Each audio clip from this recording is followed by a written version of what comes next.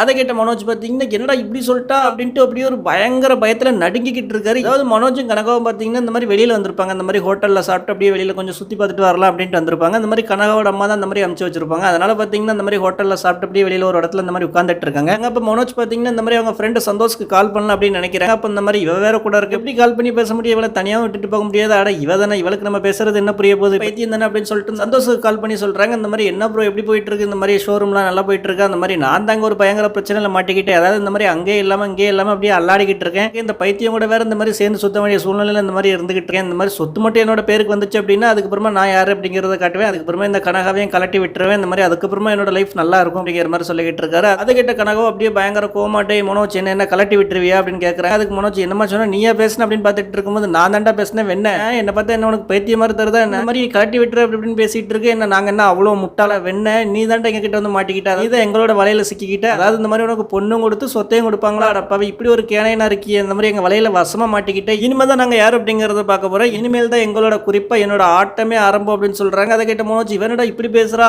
ஆகா அப்ப இவ பைத்தியம் கிடையாதா, அப்ப நாம தான் ஏதோ ஒரு பெரிய பிரச்சனையில மாட்டிக்கிட்டோமோ அப்படிங்கிற மாதிரி ஒரு பயந்து நடுங்கிக்கிட்டு இருக்காரு.